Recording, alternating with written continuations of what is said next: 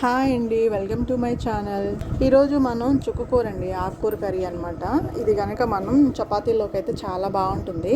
దీంట్లో కావాల్సిన ఏమి టమాటా వేసుకుందామండి. టమాటాను, మిర్చి, ఆనియన్. నేను చూడండి ఆ చుక్కకూరని నేను కడిగేసి కట్ చేసి పెట్టుకున్నానండి.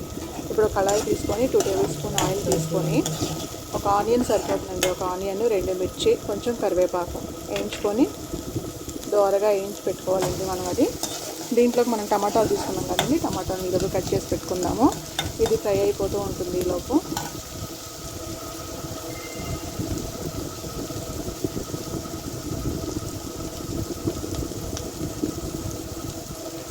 ఇప్పుడు సమ్మర్ వచ్చేసింది కదండి, మనకి ఎక్కువ ఆకుకూరలే అనమాట మనం తినాల్సింది. ఆకుకూరలు అంటే మనం ఎప్పుడు ఒకే టైప్లో చేసుకోవాలంటే కూడా మనకి బోర్గా అనిపిస్తుందండి. సో అందుకని చెప్పేసి మసాలా కర్రీ లాగండి ఈ ఆకుకూర అనేది. కొంచెం పసుపు వేసుకొని, ఈ పసుపు అనేది ఆయిల్లో వేసుకుంటే కనుక పచ్చివాసన వరకు పోతుందండి మనకి త్వరగా. ఆ పచ్చివాసన పోయిందంటే మంచి ఫ్లేవర్ వస్తుంది. చూడండి ఫ్రై అయిపోతుంది. ఇప్పుడు కడిగి పెట్టుకున్న ఆకుకూర వేసేసుకుందామండి.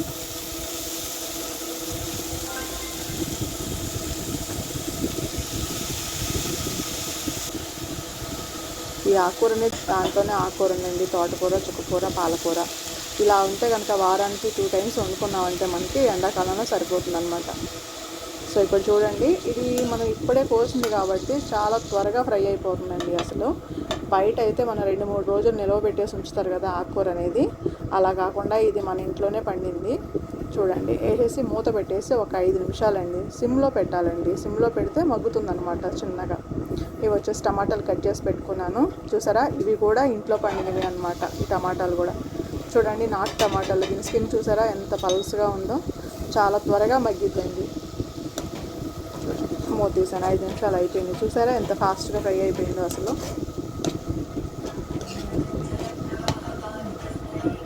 చూడండి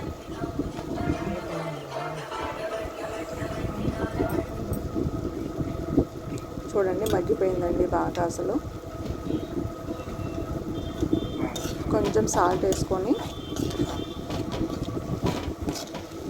అది ఆయిల్లో వేగింది కదండి, పచ్చివాసన అంతా పోతుందన్నమాట. ఇప్పుడు మనం సాల్ట్ వేసేసుకొని మళ్ళీ కొంచెం కలబెట్టుకోవాలండి. కలబెట్టుకున్న తర్వాత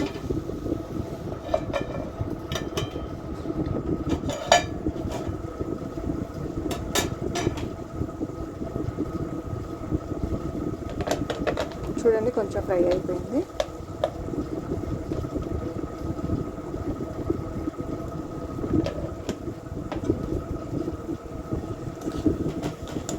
సన్నటి సగ మీదే ఉండాలండి, సిమ్లో ఉంటేనే బాగుంటుంది. మసాలా కర్రీ అని చెప్పుకున్నాం కదండి మనం. కొంచెం అల్లం వెల్లుల్లి పేస్ట్ వేసుకొని కొంచెం మనం చూసుకుందాము. పచ్చివాసన పోవాలండి, సిమ్లో పెట్టాలండి. ఆకుకూర కాబట్టి కొంచెం హైలో పెట్టినా కూడా తొందరగా అడిగంటిపోతుంది. అల్లం వేసేసుకున్నాం కదా, 2 టమాటాలు కట్ చేసి పెట్టుకున్నాం కదండి, అవి కూడా వేసేసుకున్నాం. ఇది కూడా చూసారా ఎంత 2 నిమిషాల్లో త్వరగా ఇదైపోతుంది. చూడండి కలుపుకొని మూత పెట్టేసి మళ్ళీ ఒక 5 మినిట్స్ అలాగే ఉంచుతామండి. ఒక 5 మినిట్స్ అలాగే సిమ్లో ఉంచుతామండి.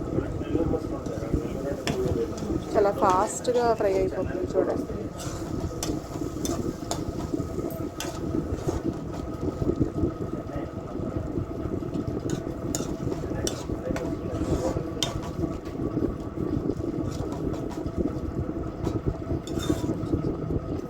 ఇలా కలుపుకోవాలండి. కలుపుకుంటే చూసారా అసలు అది ఆకుకూర మొత్తం ఉడికిపోయింది. చాలా దాని కాడలు కూడా చాలా మెత్తగా ఇదైపోయాయండి, ఉడికాయండి. చాలా బాగుంది అసలు చూడటానికి. మనకి రోటీలోకి ఆకులుగా ఉంటే బాగుంది కదండి. చూడండి అసలు ఎంత మెత్తగా ఉడికిపోయిందో. 5 నిమిషాలండి, ఎంత ఫాస్ట్గా ఉడికిపోతుంది అనమాట. ఇప్పుడు కొంచెం కారం వేసుకుందామండి. కారం మీకు చూడటానికి ఇది ఎక్కువగా అనిపిస్తుంది కానీ దీంట్లో కారం లేదండి. ఇది చుక్కకూర అంటే పులుపు వస్తుందండి బాగా, అందుకని చెప్పేసి ఆ పులుపుకి ఈ కారం అయితే సరిపోతుంది. ఒకవేళ మీరు అంత కారం తినలేకపోతే కనుక కొంచెం మీకు తగినంత వేసుకోండి. కొంచెం సాల్ట్ వేసుకుందాము, ఎందుకంటే ఆ పులుపుకి ఈ కారానికి సరిపోతుందండి. సాల్ట్ కూడా ఎక్కువే పడుతుంది. క్వాంటిటీ నేను చెప్పినంతే కాకుండా అండి మీకు తగినంత కూడా మీరు వేసుకోవచ్చండి. ఎందుకంటే చాలామంది కొంచెం కారం ఉప్పు తక్కువగా తినేవాళ్ళు కూడా ఉంటారు. అందుకని చెప్పేసి మీకు తగినంత వేసుకోండి. కలవ పెట్టేసేసి ఒక 5 మినిట్స్ మళ్ళీ మగ్గనిద్దామండి. ఒక 5 మినిట్స్ అయిపోయిన తర్వాత చెక్ చేద్దాం. చూడండి బాగా ఫ్రై అయిపోయింది.